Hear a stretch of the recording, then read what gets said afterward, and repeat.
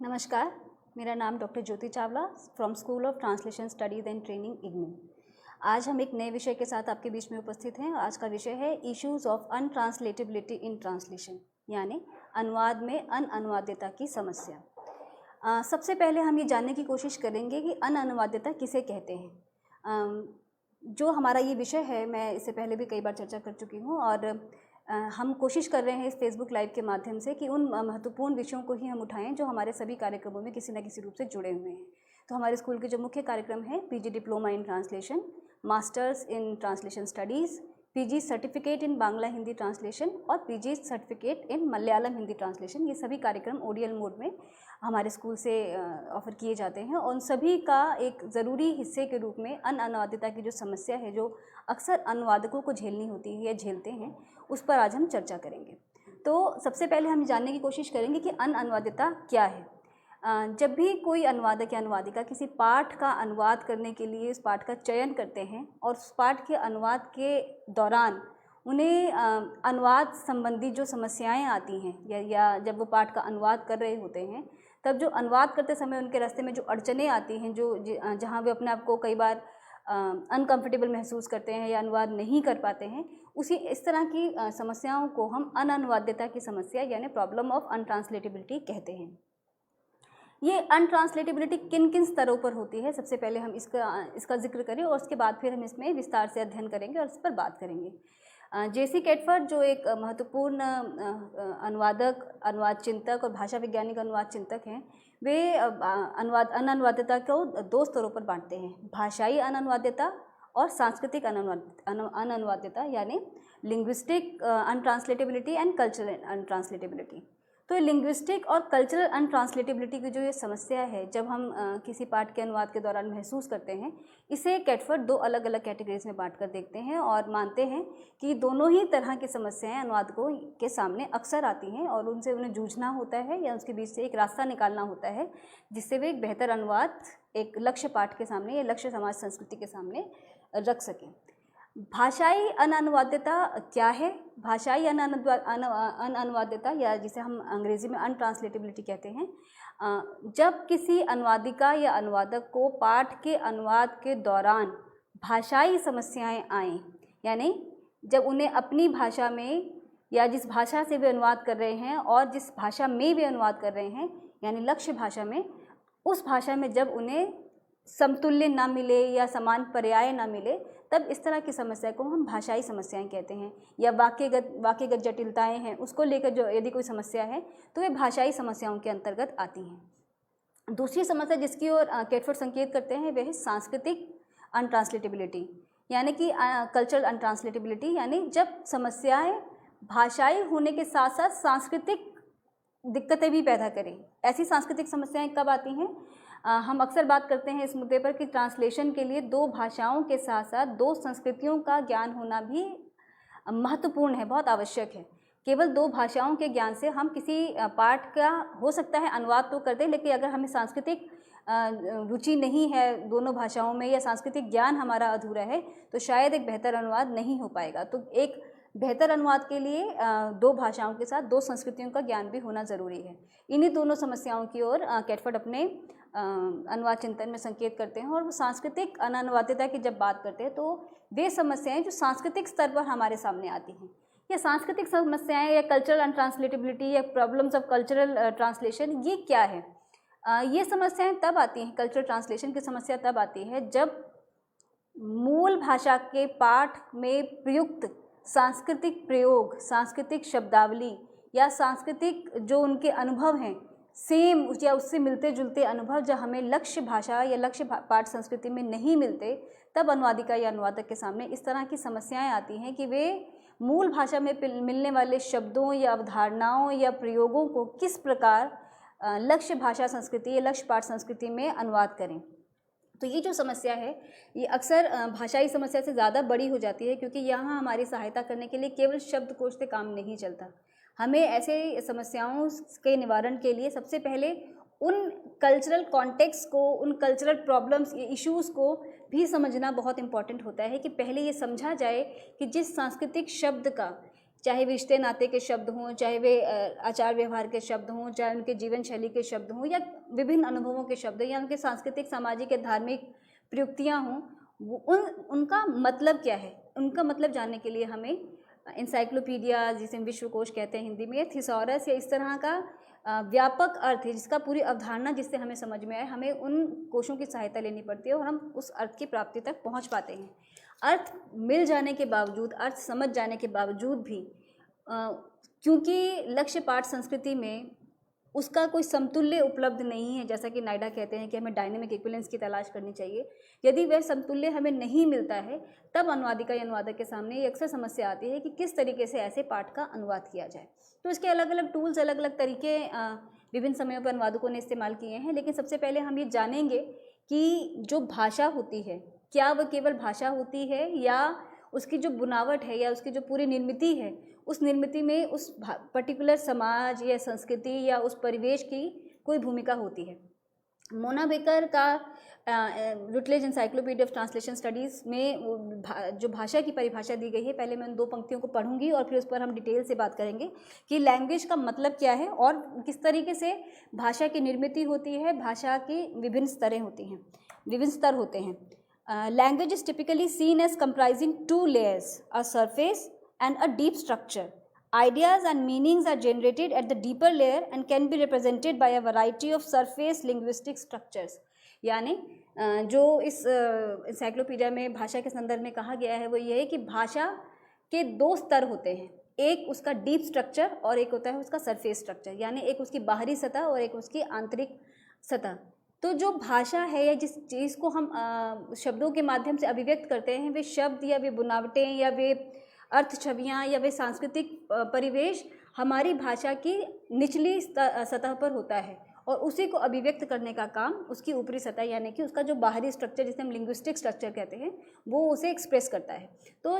कोई भी भाषा अपने समाज, संस्कृति और परिवेश में गहरे उसकी जड़ों में गहरे समाई होती है या उसकी पूरी बुनावट में उसकी सांस्कृतिक और सामाजिक परिवेश की बहुत बड़ी भूमिका होती है। तो इस तरीके से हमने जाना कि जब कोई पाठ सांस्कृतिक समस्याओं से लेस होता है या इस तरह की सांस्कृतिक समस्याएं आती हैं, उसका कारण क्या है। तो उसका कारण हमने समझा ये कि कोई भी भाषा आइसोलेटेड या कहा जाए कि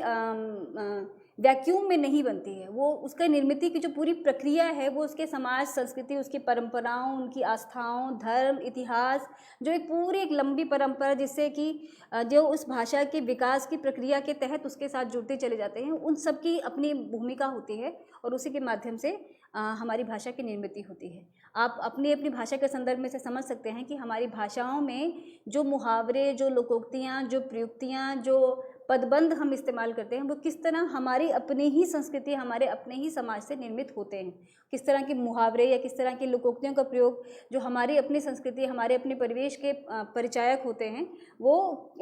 केवल शब्द या शब्दों का क्रम मात्र नहीं है, वे पूरी भाषाई निर्मिति की प्रक्रिया के अंतर्गत वो गहरे बुने हुए हैं। तो इस तरीके से एक सांस्कृतिक जो समस्याएं अनुवादक के सामने आती हैं उनसे वो कैसे जूझते हैं। अब ये जो समस्या है कि जो अनट्रांसलेटेबिलिटी का इशू है, ये वास्तव में इसे कैसे देखा जाए, इसे किस तरीके से डील किया जाए और अलग अलग समय में अलग अलग मतलब जो लिंग्विस्टिक्स जो स्टडीज़ हुई हैं या जो भाषा वैज्ञानिक अध्ययन हुए हैं उसमें इस पर अलग अलग तरीके से चर्चा हुई है। जो अनुवाद के संदर्भ में कहें या भाषा विज्ञान के संदर्भ में कहें तो भाषा का विज्ञान का जो संरचनावादी ढांचा है, यानी जिसे हम स्ट्रक्चरलिस्ट अप्रोच कहते हैं भाषा की, वो भाषा को एक अलग स्तर से देखते हैं, एक अलग तरीके से देखते हैं। और जो पोस्ट स्ट्रक्चरल अप्रोच है भाषा की, जिसे हम उत्तर संरचनावादी अप्रोच कहते हैं भाषा की, वो भाषा को बिल्कुल अलग तरीके से देखते हैं। और इस तरह से एक भाषा को लेकर 2 अलग अलग विचार किस तरीके से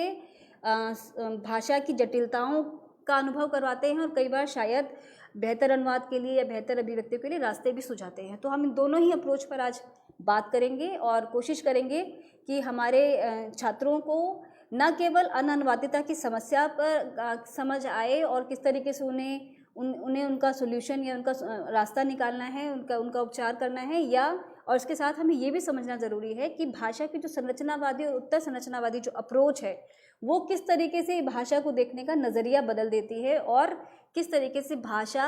समाज में व्यवहार करने लगती है। तो भाषा वैज्ञानिक दृष्टि से या संरचनावादी दृष्टि से हम कहें तो जो बहुत बड़े जो भाषा वैज्ञानिक चिंतक हैं, भाषाविद हैं, सस्यूर, उन्होंने भाषा को दो शब्दों या दो कैटेगरीज में बांट कर देखा है, सिग्निफायर एंड सिग्निफाइड, यानी संकेतक और संकेतित। संकेतक और संकेतित से क्या अर्थ है? संकेतित वह अर्थ जो हमारे जहन में है या कोई परिकल्पना या कोई अवधारणा जो हमारे जहन में है, और उसी अवधारणा या उसी परिकल्पना को व्यक्त करने के लिए जो भाषाई शब्द है, जो भाषाई जो बुनावट है, उसे हम संकेतक कहते हैं, जिसकी ओर विमोना बेकर ने अपने लैंग्वेज की डेफिनेशन में जिसकी ओर संकेत करते हैं एनसाइक्लोपीडिया में, कि भाषा की दो सतहें या दो स्तर होते हैं, deep structure and surface structure. तो जो सरफेस स्ट्रक्चर है वो भाषा को एक्सप्रेस करने का काम करता है, और डीप स्ट्रक्चर जो है वो भाषा की निर्मिति का काम करता है। तो संकेतक और संकेतित के संदर्भ में भी हम इसे देख सकते हैं कि संकेतक का अर्थ या सिग्निफायर का अर्थ है वह प्रतीक जिसके माध्यम से हमें कोई चीज़, किसी चीज़ का नाम पता चलता है। जैसे अगर मैं उदाहरण दूं तो अगर हम कमरा कहते हैं तो कमरा कहते ही हमारे दिमाग में एक चार दीवारी और छत वाला एक ऐसा कॉन्सेप्ट या एक ऐसा विजुअल क्रिएट होता है जिसके माध्यम से हम समझ जाते हैं एक संकेतक के माध्यम से कि संकेतित क्या था। या अगर हम मेज कहते हैं या हम कुर्सी कहते हैं या हम कोई भी ऐसी वस्तु, टेबल कहते हैं या कंप्यूटर कहते हैं, तो वो कहते ही, वो संकेतक का प्रयोग करते ही हम संकेतित तक पहुंच जाते हैं, यानी उसके सिग्निफाइड मीनिंग तक हम पहुंच जाते हैं कि इस पर्टिकुलर शब्द के माध्यम से क्या कहा जा रहा है। तो ये जो संकेतक और संकेतित की जो बाइनरी है, जिसकी ओर भाषा वैज्ञानिक संरचनावादी भाषा विज्ञान संकेत करता है, वो अपने आप में एकदम इस तरीके से स्पष्ट है कि हर संकेतित के लिए, यानी हर सिग्निफाइड के लिए या हर अवधारणा के लिए एक शब्द है जिसे आप उसे एक्सप्रेस कर सकते हैं। या फिर इसको उल्टा करके देखा जाए कि हर संकेतक के लिए एक संकेतित, यानी हर सिग्निफायर के लिए एक सिग्निफाइड है। जैसे ही हमने कोई शब्द बोला तो उसकी जो एक इमेज है हमारी आंखों के सामने या हमारे दृष्टि के सामने, उसकी एक इमेज खड़ी हो जाती है और हम उस संकेतक के माध्यम से पहचानने लगते हैं कि वह वस्तु क्या है। अरस्तु ने अपने इमिटेशन के सिद्धांत में या अनुकरण का जो उनका सिद्धांत था, उसमें भी उन्होंने इसी तरीके से बात समझाने की कोशिश की थी साहित्य के संदर्भ में, कि जब कोई अवधारणा हमारे जहन में आती है, सबसे पहले कोई रचना या कोई निर्मिति हमारे जहन में उपस्थित होती है, और फिर जब उसको हम एक्चुअली उतार देते हैं, चाहे वो कागज़ पर उतारते हैं या किसी कला के अन्य माध्यम से जब उसको हम आकार दे देते हैं, तब वह रचना अपने आप में पूर्ण होती है। और कई बार ऐसा भी होता है कि जो इमेज या जो छवि हमारे दिमाग में या हमारे मन मस्तिष्क में जो क्रिएट हुई थी, कई बार उससे अधूरी या कई बार उससे ज़्यादा छवि हमारी पेपर पर या कहा जाए कि कला के माध्यम से या संगीत के माध्यम से उभर कर आती है। तो वो संकेतक और संकेतित में भी कहीं एक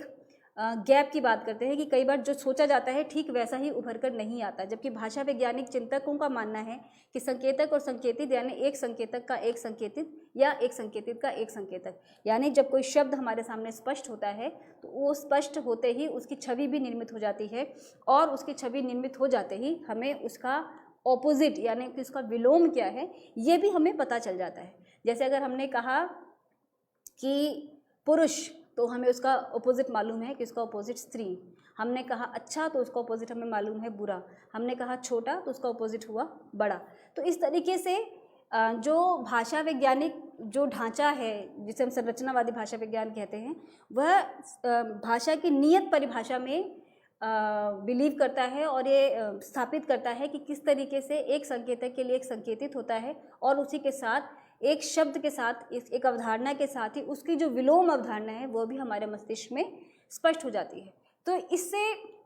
जो एक अच्छी बात ये होती है कि हमारे सामने भाषा का जो पूरा दृष्टिकोण है वो एकदम स्पष्ट हो जाता है, और हमारे सामने एक पिक्चर क्लियर हो जाती है कि हमें ये शब्द है और उसका ये अर्थ है, और इस तरीके से हमें इसका अनुवाद करना है या इसका समतुल्य ढूंढना है, इस पर विस्तार से चर्चा करनी है। पर ये जो भाषा विज्ञान का जो एक ढांचा है और जिसके माध्यम से मैंने कहा कि एक संकेतक और एक संकेतित के माध्यम से संरचनावादी अवधारणा किस तरीके से काम करती है, इसकी अपनी एक सीमा ये है कि ये सिर्फ लिखित भाषा, जिसे हम रिटन लैंग्वेज कहते हैं, रिटन लैंग्वेज तक ही अपना इस पूरी चिंतन का विस्तार है। यानी जो लिखित में उपलब्ध है वही साहित्य है, उसी की अवधारणा खींचती है। इसी स्थिति में ये होता है कि जब आप के सामने अपना संकेतक क्लियर होता है तो आप उसके संकेतित अर्थ तक भी, या संकेतित अर्थ आपके पास क्लियर होता है तो आप उसके संकेतक यानी उसके सिग्निफायर की भी पहचान कर लेते हैं। जो हमारे शब्दकोशों का निर्माण होता है उसका आधार भी यही होता है। तो इस तरीके से ये हुआ भाषा का संरचनावादी ढांचा और किस तरीके से वहाँ भाषा काम करती है। लेकिन जब हम ख़ास तौर पर अनुवाद की बात करते हैं और जो अनअनुवादिता की जो समस्या अनुवादकों को अक्सर परेशान करती है, उसे अगर हम एक क्रम में समझें तो साहित्य और संस्कृति, खासतौर पर सांस्कृतिक अध्ययन का विकास और साहित्य में या साहित्य चिंतन में या इतिहास में उत्तर आधुनिक अवधारणाओं का विकास साथ साथ होता है। और उसी का प्रभाव हम देखते हैं कि उत्तर संरचनावादी जो अवधारणा है भाषा की, वे भाषा को बिल्कुल अलग तरीके से परिभाषित करने की कोशिश करती है। वह किस तरह? अगर हम उत्तर संरचनावादी दृष्टि से अगर हम भाषा की बात करें तो उत्तर संरचनावादी दृष्टि अनुवाद के संदर्भ में या भाषा के संदर्भ में भाषा के लिखित रूप से आगे की बात करती है। केवल लिखित भाषा या जो उपलब्ध हमारे पास जो स्रोत हैं वहीं तक उसका ज्ञान या उसका विस्तार सीमित नहीं है। जॉक देरिदा जो पोस्ट स्ट्रक्चरलिस्ट भाषा वैज्ञानिक या अनुवाद चिंतक हैं, या कहा जाए कि पोस्ट कॉलोनियलिस्ट चिंतक हैं, उनके यहाँ उत्तर संरचनावादी अवधारणा के हिसाब से वे भाषा में संकेतक और संकेतित की बाइनरी को पूरी तरह से रिजेक्ट करते हैं। और वो रिजेक्ट करते हुए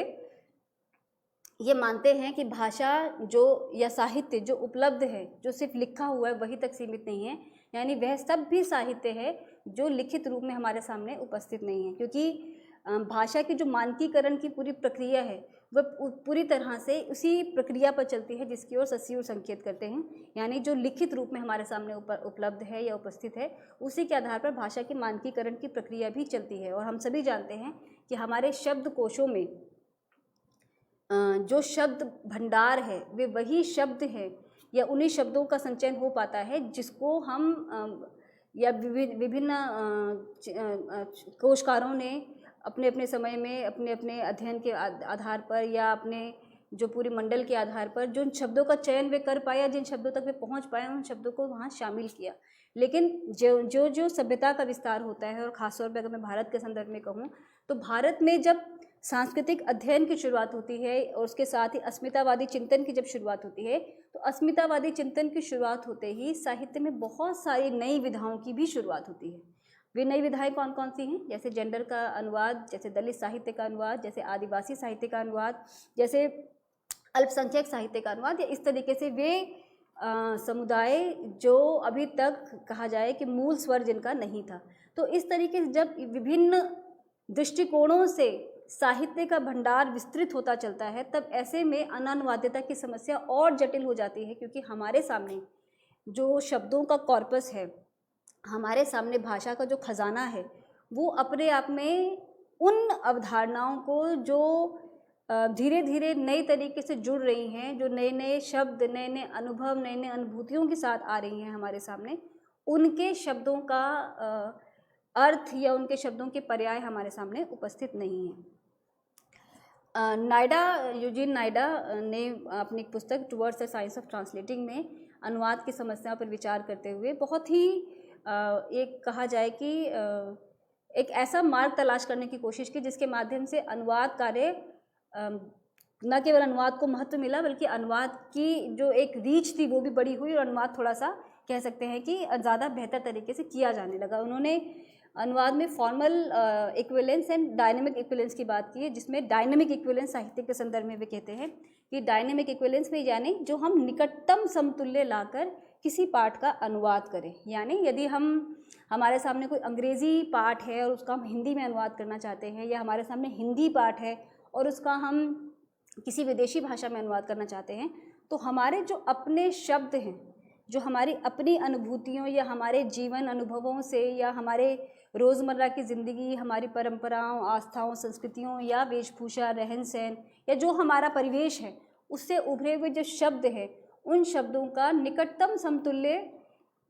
लक्ष्य भाषा में खोज निकालकर उसका अनुवाद करना। तो निकटतम समतुल्य मतलब कि यदि निकटतम समतुल्य का अर्थ होता है डायनेमिक इक्विवेलेंट, यानी जब आपको जिस भाषा में आपको अनुवाद करना है, यानी लक्ष्य भाषा में जब आपको अनुवाद करना है और आपको उसका समान शब्द या पर्याय नहीं मिलता है, तो ऐसी स्थिति में नायडा निकटतम समतुल्य की बात करते हैं और कहते हैं कि उस भाषा में इस संदर्भ से रिलेटेड या इसके नज़दीक मैक्सिमम जितना क्लोजेस्ट इक्विवेलेंट मिलता है अगर,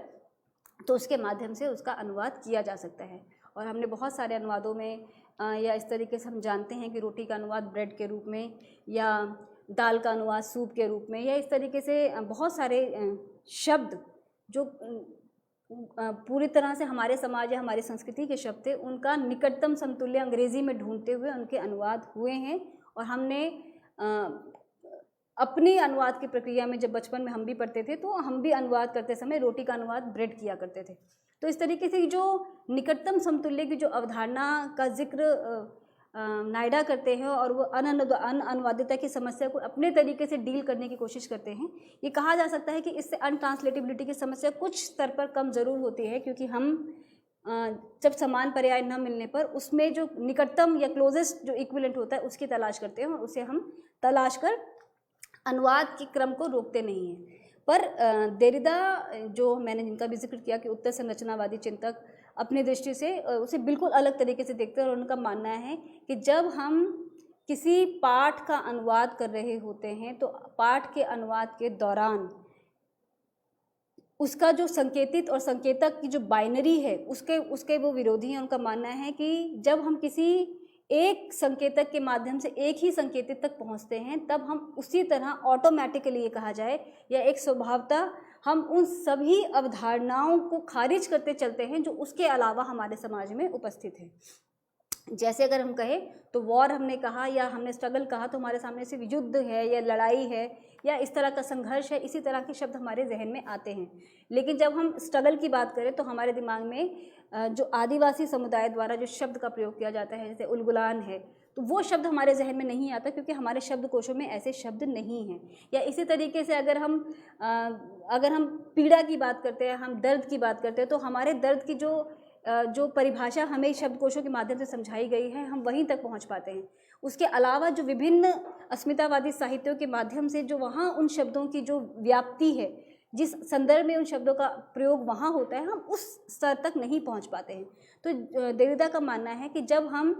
किसी एक सिग्निफायर की बात करके उसके एक सिग्निफाइड मीनिंग तक जब हम पहुँचते हैं या एक नियत अर्थ तक पहुँचते हैं, तो वे नियत अर्थ या एक सिग्निफाइड कार्यालयी साहित्य या ऑफिशियलीज या जिसे हम ज्ञानात्मक साहित्य कहते हैं, ऐसे साहित्य के अनुवाद के लिए तो संभव है। लेकिन जब हम सृजनात्मक साहित्य की बात करते हैं तो एक संकेतित कहना अपने आप में एक तरह की हिंसात्मक प्रक्रिया है, जिसके तहत वे सारे शब्द, वे सारी अनुभूतियाँ, वे सारी प्रयुक्तियाँ जो खास तौर पर हम जिसे अस्मितावादी साहित्य, जिसे हम एक तरह से मार्जिनलाइज लिटरेचर कहते हैं, मार्जिनलाइज समुदाय की आवाज़ कहते हैं, हाशिए के समाज की आवाज़ कहते हैं, वो उसमें रिफ्लेक्ट नहीं हो पाती और उनके लिए हमें इक्विवेलेंट नहीं मिल पाते और ऐसे में अनुवादिता की समस्या और जटिल हो जाती है। और यदि हम यहाँ नायडा की थ्योरी डायनेमिक इक्विवेलेंट्स को अप्लाई करते हैं तो अनुवाद तो संभव है कि हम कर दें और हम ऐसी प्रयुक्तियों का अनुवाद अपने शब्दकोशों में लिखे गए मीनिंग्स के आधार पर या उपलब्ध अर्थों के आधार पर करके उसे होमोजेनाइज, यानी उसका एक रूपी या समरूपीकरण तो कर देते हैं, लेकिन हम उस पाठ के साथ न्याय नहीं कर पाते। तो ये जो अनुवादिता की समस्या है, जैसा मैंने कहा, करते समय उनका निकटतम समतुल्य निकाल कर उसका पूरा अनुवाद कर सकते हैं और दूसरे अनुवादक या अनुवादिका उसी पाठ का अनुवाद करते समय बहुत सारी जटिलताओं का अनुभव करते हैं। तो ये जटिलताएँ केवल ये कह सकते हैं कि हमारे ज्ञान की कमी के आधार पर ही नहीं है, हमारी वैचारिकता के स्तर पर भी है कि हम वैचारिक दृष्टि से एक किसी पाठ का अनुवाद करते समय कैसे उसको डील करते हैं। जैसे मैं आपको कुछ उदाहरण दूं अगर, तो जो हमारा आदिवासी साहित्य या हमारा जो दलित साहित्य है या जो स्त्रीवादी साहित्य है, वह सारा का सारा साहित्य अपने खास क्षेत्रों से, जिसे हम अभी मेन स्ट्रीम नहीं कह सकते हैं, जो खास क्षेत्रों या खास जगहों से या खास अनुभवों से निकला हुआ साहित्य है, और उन साहित्यों के जो अनुभव है, जो उनकी दुनिया है, वो बिल्कुल अलग तरीके से और उसी का अनुवाद भी बिल्कुल अलग तरीके से किया जाता है। जैसे आपको मैं कुछ उदाहरण दूं तो तमिल रचनाकार बामा का जो उपन्यास है संगति, कृष्णा सोबती की जो रचनाएं हैं, जिंदगी नामा हो या मित्रों मरजानी हो या उनके जो उनकी बिल्कुल भाषा, उनकी संस्कृति में जो गहन बुनावट वाला जो साहित्य है उसका अनुवाद, या राकेश कुमार सिंह का पठार पर कोहरा हो, निर्मला पुतुल का नगाड़े की तरह बजते हैं शब्द हो, या रेणु का मैला आंचल हो, श्री प्रकाश शुक्ल का राग दरबारी हो, ये इस तरह के उपन्यास, इस तरह के साहित्य, या काशी का 80 हो, काशीनाथ सिंह का उपन्यास, या मैत्रेय पुष्पा का चाक हो, या इस तरह की ऐसी बहुत सारी रचनाएं, भगवान दास मोरवाल के उपन्यास हों, या कविताएं हों जो इस खास समस्याओं के साथ लिखी जा रही है, या कश्मीरी साहित्य हो, इस तरह का बहुत सारी चीज़ें जो कह सकते हैं कि मूल स्वर की तरह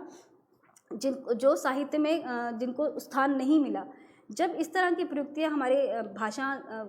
के स्तर पर आती हैं तब उसका अनुवाद किस तरीके से किया जाता है। जब लक्ष्मी हेम्स्ट्रॉम ने जब बामा का अनुवाद किया तो उन्होंने उसके अनुवाद के लिए बिल्कुल अलग स्ट्रैटेजीज को अपनाया, और उन्होंने अनुवाद करते समय अनुवादक के स्तर पर छूट ली और मूल शब्दों को, जो उनकी मूल शब्दों की जो प्रयुक्तियाँ थी उसे एज इट इज़ अनुवाद में ले जाने की कोशिश की और उन्हें एक्सप्लेन किया, उसको उस तरीके से उन्होंने प्रस्तुत किया और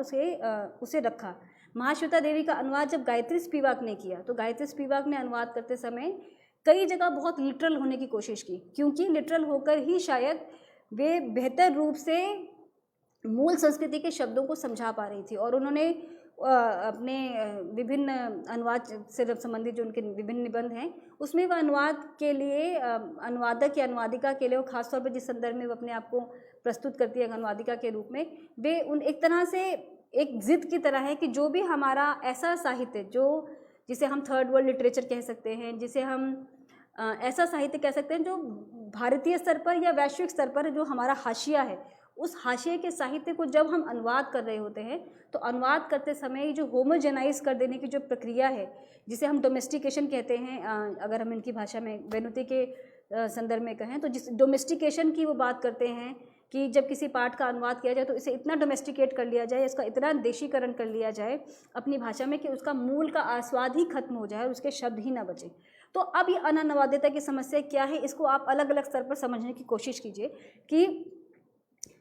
शाब्दिक स्तर पर, भाषाई स्तर पर, सांस्कृतिक स्तर पर और वैचारिक स्तर पर, विचारधारात्मक स्तर पर भी ऐसी बहुत सारी समस्याएं किसी अनुवादिका या अनुवादक के सामने आती हैं जब वे किसी पाठ का अनुवाद कर रहे होते हैं। तो इसी दृष्टि में जिसकी चर्चा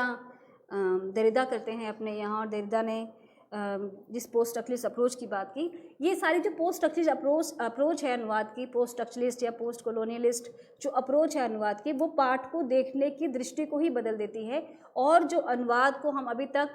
कहा जाए कि जो उसका कॉलोनियल पीरियड ऑफ ट्रांसलेशन है, या जो उसका अनुवाद के सिद्धांतिकी का जो एक नियत समय है कल्चरल टर्न आने से पहले, वहाँ तक अनुवादक की भूमिका समाज में दोयम नागरिकता या दूसरे स्तर की नागरिकता तक ही सीमित है। वहाँ पर अनुवाद को क्योंकि मूल की नकल या मूल के संदर्भ में ही उसे देखा जाना है, और यह कहा जाए कि अगर हम संरचनावादी अप्रोच की दृष्टि से बात करें तो एक संकेतक का एक संकेतित के संदर्भ में, तो हम अनुवादक को या अनुवादिका को वहाँ पे एक दोयम दर्जे की भूमिका में देखते हैं, और कहीं भी उनका सम्मान या उनका स्थान जिसकी ओर दरिदा संकेत करते हैं कि बराबर ट्रांसलेटर के बराबर मतलब मूल रचनाकार के बराबर की बात वो वहाँ पर नहीं करते हैं। तो ये जो कल्चरल टर्न जिसकी शुरुआत ट्रांसलेशन में होती है, उसने वहाँ से अनुवाद की दृष्टि को पूरी तरह बदल दिया, और वहाँ से हमारी जो अननुवाद्यता की समस्या है, मैं बार बार इसे इसलिए जोड़ना चाह रही हूँ कि हमारा जो मूल विषय है अननुवाद्यता, वो किस तरीके से इस अप्रोच के साथ उसकी जो समस्याएँ हैं वो भी किस तरीके से बदल जाती हैं।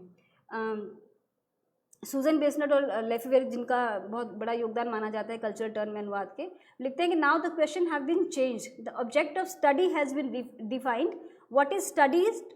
Studied is text embedded with in its network of both source and target cultural science.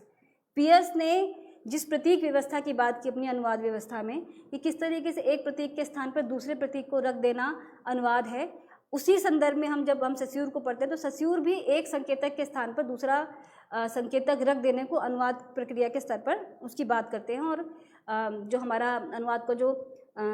भाषा वैज्ञानिक जो संरचना है अनुवाद की, वो उसमें उसे इसी स्तर पर देखती है, और इसलिए मूल के अधिक करीब या मूल के प्रति ज़्यादा ईमानदार है। लेकिन जब कल्चर टर्न की ट्रांसलेशन में शुरुआत होती है तो वहाँ से ओरिजिनल और मतलब ओरिजिनल अगर इसे हम कोट एंड कोट कहें तो मूल और लक्ष्य दोनों पाठों की सांस्कृतिक प्रतीकों की व्यवस्था का बराबर तरीके से अध्ययन ही अनुवाद है। वो सांस्कृतिक दृष्टि से उसका परिप्रेक्ष्य पूरा बदल जाता है। तो इस तरीके से हम अननुवादिता को देखते हैं और किस तरीके से उसके जो आयाम हैं अनुवाद की प्रक्रिया के दौरान बदल जाते हैं, किस तरह वो दृष्टिकोण पूरा बदलता है और ये समस्याएं किन किन स्तरों पर आती हैं। अब हम अगर हम ब्यौरेवार उस पर बात करें तो हम देखते हैं कि अननुवादिता के विभिन्न स्तर हैं। जो पहले स्तर पर कहें तो विषय वस्तु के स्तर पर यानी कंटेंट के लेवल पर जब जो अनट्रांसलेटेबिलिटी की प्रॉब्लम आती है वो कैसी है और किस तरीके से हमारे ट्रांसलेटर उसे डील करते हैं अलग अलग तरीके से। तो जो विषय वस्तु की जब अगर हम बात करते हैं तो हमारे पास विषय वस्तु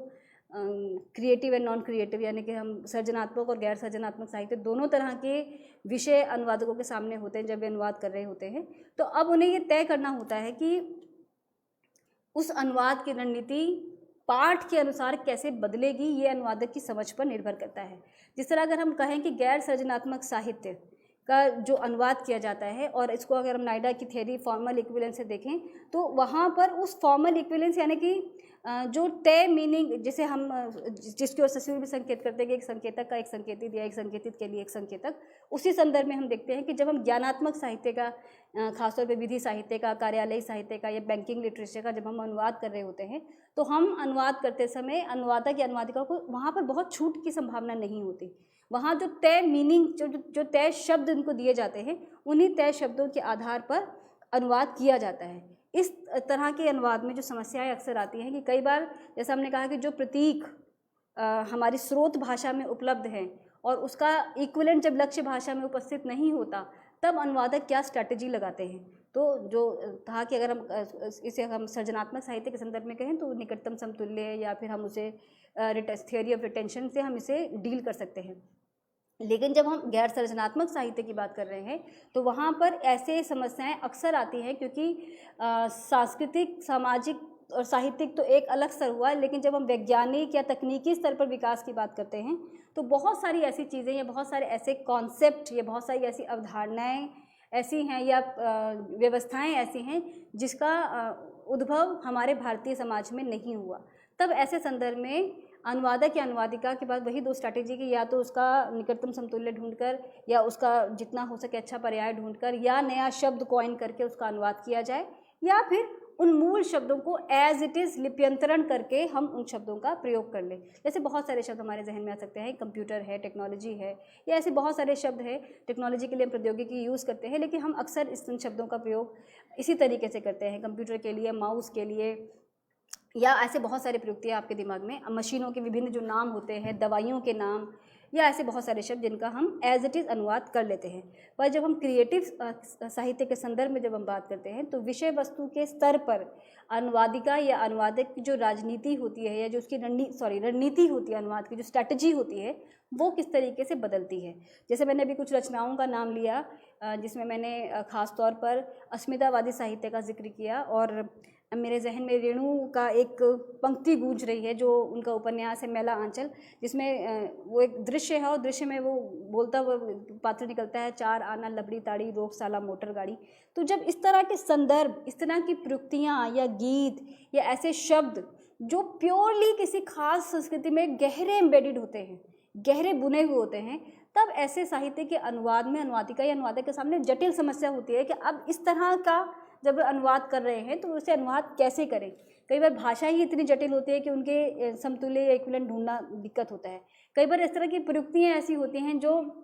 चाहने पर भी जिसका समतुल्य हमें नहीं मिल सकता, क्योंकि जिस पंक्तियों का मैंने भी जिक्र किया वे खास तौर पर पूर्णिया जिले के रहने वाले खास तबके के लोगों द्वारा, उसमें भी किस तरह से बेरोजगारी के हिसाब से वो विभिन्न जो परिस्थितियां जो उसके अंदर बुनी गई हैं उस उपन्यास के अंदर, किस तरीके से उन शब्दों का प्रयोग है और किस तरह से एक तरह का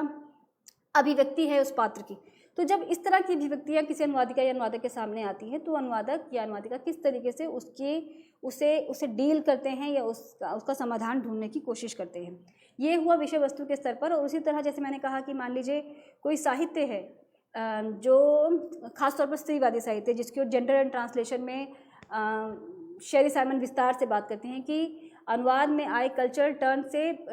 ने जेंडर एंड ट्रांसलेशन के पर्सपेक्टिव से अनुवाद में बहुत कुछ नया जोड़ा, क्योंकि जब हम इस तरह के अस्मितावादी साहित्य और खासतौर पे जिस तरह शेरी साइमन इसका जिक्र कर रही है जेंडर के कॉन्टेक्स्ट में जब वे बात करती हैं, तो हम किसी पाठ का अनुवाद करते समय ये ध्यान रखना बहुत ज़रूरी है कि आपकी जो निष्ठा है, जो फाइडेलिटी ऑफ ट्रांसलेटर है, वो कहाँ होगी। और हम अक्सर बात करते आए हैं इस पर कि जो इशू ऑफ फाइडेलिटी है, यानी निष्ठा का जो समस्या है या निष्ठा का जो बिंदु है, वो अलग अलग समय पर बदलता रहा है। पश्चिम के संदर्भ में देखें तो लंबे समय तक मूल के प्रति आस्था या मूल पाठ के प्रति आस्था को लेकर एक पूरा दृष्टिकोण रहा और बाइबल के ट्रांसलेशन को लेकर इस पर लंबी चर्चा रही। फिर जब औपनिवेशिक युग आया तो ये जो पैरामीटर था या जो एक तरह से उनका तरीका था, मानदंड था अनुवाद का कि मूल के प्रति निष्ठा, वो निष्ठा पूरी तरह से बदलकर डोमिनेंट के प्रति बढ़ जाती है। यानी जो प्रभुत्वशाली शक्ति है, ये प्रभुत्वशाली जो संस्कृति है, जिसका अपना वर्चस्वशाली जो संस्कृति है, उसकी तरफ ये इसका जो वज़न है वो बढ़ जाता है। जब हम जेंडर एंड ट्रांसलेशन के कॉन्टेक्स्ट में बात करते हैं, पाठ के संदर्भ में जब हम बात करते हैं, जहाँ पाठ मूलतः अनुवाद की मूल इकाई के रूप में स्थापित होता है, जिसकी ओर देरिदा भी संकेत करते हैं कि किसी भी पाठ का कोई एक अर्थ, नियत अर्थ नहीं हो सकता। एक ही पाठ जब विभिन्न समाजों में जाता है, विभिन्न संस्कृतियों के लोगों द्वारा या विभिन्न विचारधारा के लोगों द्वारा जब वो पढ़ा जाता है, तब उसी पाठ के मल्टीपल अर्थ भी हो सकते हैं। और इसी की ओर वो संकेत करते हैं कि किस तरीके से जब हम देरिदा के संदर्भ में बात करते हैं तो किस तरह वो कहते हैं कि एंड ऑफ हिस्ट्री या एंड ऑफ ट्रुथ, कोई एक तय अर्थ नहीं है, उसके अर्थ बदलते हैं। जैसे वो सस्यूर की अवधारणा है जो संकेतक और संकेती, उसके संदर्भ में उस पर उसका एक तरह से उसका रिवर्स या उससे उल्टा जो एक अपनी चिंतन को स्थापित करते हैं। तो जेंडर एंड ट्रांसलेशन के कॉन्टेक्स्ट में भी जब हम पाठ के संदर्भ में बात करते हैं तो जो ये निष्ठा का जो प्रश्न है, निष्ठा का जो बिंदु है, वरना मूल के प्रति शेरी साइमन और विभिन्न जो अनुवाद चिंतक हैं जेंडर से संबंधित, चाहे वो बारबरा हार्वुड हों या बारबरा गोदार्ड हों, जो अलग अलग ट्रांसलेटर्स या अलग अलग ट्रांसलेशन के जो थिंकर्स हैं, जो कैनेडियन परंपरा ऑफ जो कैनेडियन ट्रेडिशन ऑफ ट्रांसलेशन है, उसमें वे मूल के प्रति और लक्ष्य के प्रति, दोनों में से किसी के प्रति भी निष्ठा की बात न करके पाठ के प्रति निष्ठा की बात करते हैं। और जब हम पाठ के प्रति निष्ठा की बात करते हैं तो ये बहुत ज़रूरी है कि हमारे आँख के सामने से या हमारे सोचने की जो हमारा दायरा है उससे सब कुछ बाहर निकल के केवल पाठ के प्रति ईमानदारी हो। और जब हम पाठ के प्रति ईमानदार होते हैं तो हम उन शब्दों के प्रति, उन प्रयुक्तियों के प्रति, उन अनुभवों के प्रति या उन मुहावरों या लोकोक्तियों के प्रति भी उतने ही ईमानदार होते हैं, क्योंकि उन्हें समझे बिना आप किसी पर्टिकुलर समाज या संस्कृति के बुनावट या उसकी जो विभिन्न सतहें हैं उस तक आप नहीं पहुंच पाते। तो इस तरीके से जेंडर एंड ट्रांसलेशन में इसे इस तरीके से देखा जाता है। और हम जब जेंडर एंड ट्रांसलेशन की बात कर रहे हैं तो इसे हम एक तरह से पूरे सबाल्टर्न पर भी अप्लाई करके देख सकते हैं कि जो पूरा एक जो हाशिए के साहित्य, जैसे हम मार्जिनलाइज लिटरेचर या मार्जिनलाइज साहित्य कहते हैं, उस सभी में जो अप्रोच है ट्रांसलेशन की वो किस तरीके से बदल जाती है। दूसरा है सामाजिक सांस्कृतिक स्तर पर। तो मैंने कहा सामाजिक और सांस्कृतिक या विषय वस्तु दोनों ही संदर्भों में जब हम देखते हैं तो सामाजिक और सांस्कृतिक और विषय वस्तु में बहुत अंतर नहीं है। अगर हम खासतौर पर साहित्य के संदर्भ में बात कर रहे हैं तो सामाजिक और सांस्कृतिक जो बुनावट है,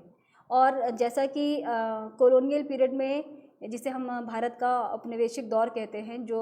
जिसमें प्रचुर मात्रा में भारतीय साहित्य का विदेशी भाषाओं में अनुवाद हुआ, खासतौर पर अंग्रेज़ी में, और उस अनुवाद में पूरी एक तरह से जिस पर एक पूरा post colonial approach of translation तैयार होती है, जिसमें ये माना गया कि अनुवाद करते समय अनुवादकों ने उसमें इतना मैनिपुलेशन है, इतनी छेड़छाड़ की कि वह पाठ वैसा बना जैसा कि डोमिनेंट कल्चर ने चाहा,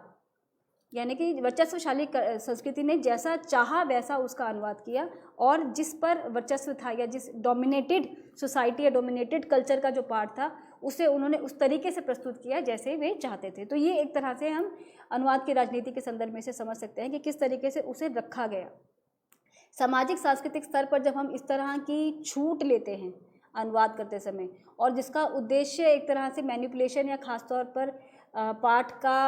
को नए अपने तरीके से अपनी सुविधा के अनुसार से परिवर्तित करना होता है, वहाँ पर अनुवादक या अनुवादिका से बहुत ईमानदारी की उम्मीद की जाती है और कोशिश करनी ये अपेक्षा की जाती है कि अनुवादिका या अनुवादक उस दौरान जो समस्याएं आ रही हैं ट्रांसलेशन की, वो एक जो अनुवाद एक प्योर ट्रांसलेटर के सामने जो अनुवाद की जो समस्याएं हैं, चाहे वे भाषाई स्तर पर हों चाहे सामाजिक सांस्कृतिक स्तर पर हों, उन्हें डील करते वक्त, उनसे हाथ आजमाते वक्त या अनुवाद करते समय वे उन समस्याओं को देखें। यानी जिसकी ओर संकेत करती हैं शेरी साइमन कि पाठ केंद्रित अनुवाद होना चाहिए, ना कि मूल पाठ या लक्ष्य पाठ। यानी जो पाठ हमारे सामने है, जो एक पाठ के रूप में जो इकाई हमारे सामने है, जहाँ से वो अनुवाद के माध्यम से वो विस्तृत समाज तक पहुँचती है और एक नए पाठ या एक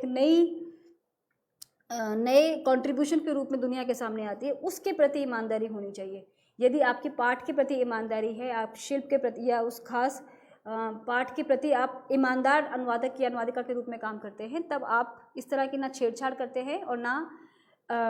उसके लिए कोई अलग रास्ता तलाशते हैं। तब आपके सामने जो अलग अलग जो स्ट्रैटेजीज़ है अनुवाद की, वो क्या क्या है। तो जैसा हमने ऊपर भी जिक्र किया कि इस तरह की समस्याओं में जो निकटतम समतुल्य की जो अवधारणा जिसकी ओर नायडा जिक्र करते हैं, अगर हमें लगता है कि इस तरह का अनुवाद या इस तरह की जो अनुभूतियाँ या अभिव्यक्तियाँ या ऐसे शब्द या प्रयुक्तियाँ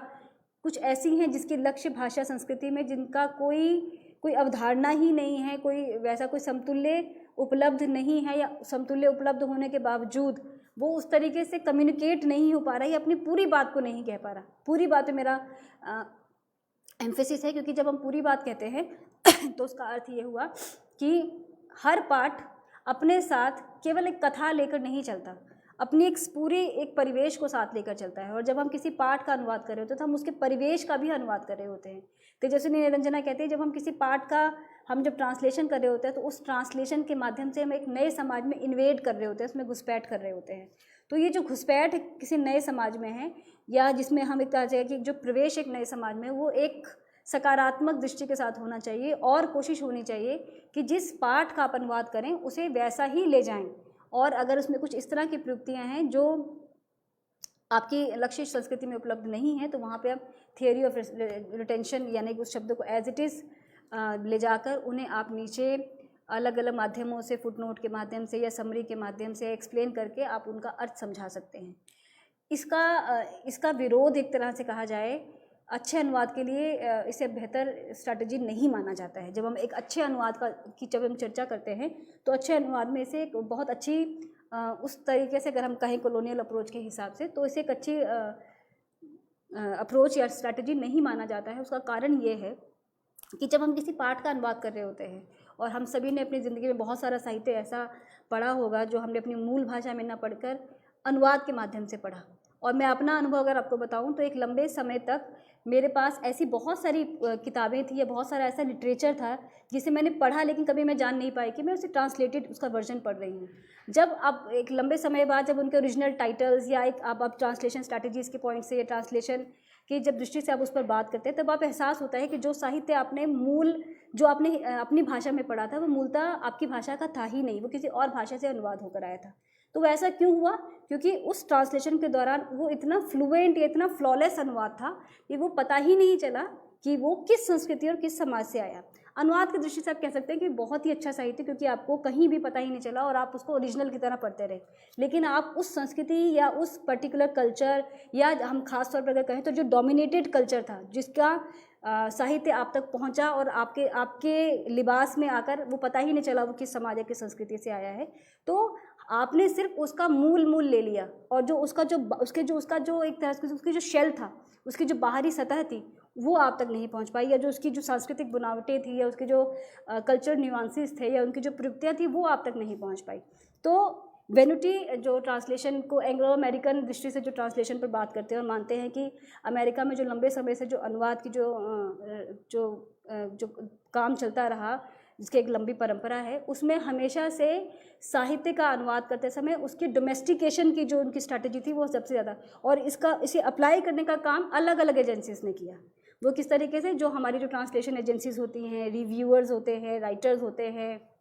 या जो क्रिटिक होते हैं, उन्होंने उसे उसी तरीके से अप्रिशिएट किया कि ये फ्लॉलेस ट्रांसलेशन है, इसका अनुवाद बहुत खूबसूरत हुआ।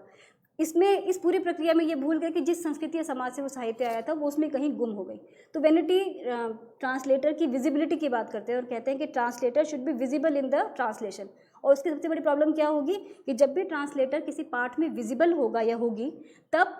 आप किसी पाठ को पढ़ते समय आप उसे फ्लॉलेस नहीं पढ़ पाएंगे, क्योंकि बीच बीच में आपको रोकेंगे कि ये पर्टिकुलर जो शब्द है ये उस समाज और संस्कृति से आया है, उस समाज या संस्कृति में इसका ये अर्थ है, और उसके माध्यम से आप एक बार खिड़की आपकी बाहर की तरफ खुलेगी और आप देखेंगे कि नहीं, उस पर्टिकुलर समाज या संस्कृति में वो किस तरीके से इस तरह की प्रयुक्तियाँ होती हैं, या वहाँ का जो रहन सहन या परंपराएँ या इतिहास क्या है। तो ये जो अनुवाद या अनुवादक या अनुवादिका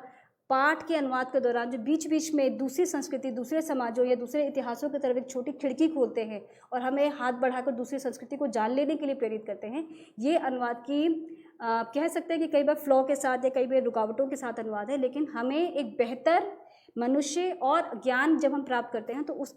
उसका जो दायरा है उसे ज़्यादा बड़ा बनाते हैं, उसे एक बेहतर बड़ा आयाम देते हैं। तो इस तरीके से हम जब इनविजिबिलिटी की बात करते हैं ट्रांसलेटर की, जैसे ही ट्रांसलेटर इनविजिबल हुए उसके ट्रांसलेटर के अधिकार, उसके साथ में संस्कृति भी गायब हो जाती है। इसलिए लॉरेंस वेनेटी अपनी पुस्तक द ट्रांसलेटर्स इनविजिबिलिटी में ट्रांसलेटर की विजिबिलिटी की बात करते हैं। और अगर इसे हम एक क्रम में देखें, चाहे वेनेटी हों, गायत्री स्पिवाक हों, देरिदा हों, तेजस्विनी निरंजना हो, लक्ष्मी होमस्ट्रॉम हो, ये जो विभिन्न अनुवाद चिंतकों ने जो अनुवाद के दौरान या अपनी स्ट्रैटेजीज़ के दौरान या अपने थियरीज़ के दौरान, ट्रांसलेशन की स्टडी के दौरान जो थियरीज़ डेवलप की, वो सारी की सारी थियरीज़ अनअनुवाद्यता की जो हमारी समस्या है, अनट्रांसलेटेबिलिटी की जो प्रॉब्लम है, उसको देखने का नज़रिया ही बदल देती हैं। और कई बार हमारे पास जिसे नियरेस्ट इक्विवेलेंट की बात जिसका जिक्र करते हैं नायडा, वो होने के बावजूद भी हम अपनी आइडियोलॉजी के हिसाब से जब उसका ट्रांसलेशन करने लगते हैं तो हम कोशिश करते हैं कि हम रिटेन करें उन शब्दों को रिटेन करके हम पर्टिकुलर संस्कृति और ख़ासतौर पर इस संदर्भ में डोमिनेटेड संस्कृति को बचाने की और उसकी छवि को बचाने की कोशिश करते हैं। तो इस तरीके से हमने आज इश्यूज़ ऑफ अनट्रांसलेटेबिलिटी की बात की, और ये जो अनट्रांसलेटेबिलिटी के जो इश्यूज़ हैं ये अलग अलग स्तर पर अलग अलग हो सकते हैं, लेकिन आपको अनुवादिका या अनुवादक होने के नाते केवल इनविजिबल ट्रांसलेटर होकर नहीं, बल्कि विजिबल ट्रांसलेटर और थिंकफुल ट्रांसलेटर होकर आपको ये सोचना पड़ेगा कि जब आप किसी पाठ का अनुवाद करते हैं तो अनुवाद करते समय आपके सामने जो अनट्रांसलेटेबिलिटी की जो प्रॉब्लम्स आती हैं उसमें आपने क्या स्ट्रैटेजी अपनाई ट्रांसलेशन करने की, और जब आपने अगर उनको किसी जिद के तहत सारा का सारा या सभी शब्दों का या सभी प्रयुक्तियों का या कुछ ऐसे जो कल्चरल न्यूएंसेस का मैंने जिक्र किया, आप उसका अनुवाद कर देते हैं, तो उस अनुवाद में क्या छूटा और क्या बच गया, इस सब पर आपको अनुवादक होने के नाते, अनुवाद अध्ययन के विद्यार्थी होने के नाते, एक थिंकर होने के नाते आपको इस पर विचार करने की ज़रूरत है। मुझे लगता है मैंने अपनी तरफ से अनट्रांसलेटेबिलिटी के लगभग सभी बिंदुओं को छूने की कोशिश की है। मैं उम्मीद करती हूँ कि हमारे स्टूडेंट्स को और हमारे लिसनर्स को इस सेशन इम्पोर्टेंट लगा होगा। आप सभी का आभार, शुक्रिया, नमस्कार।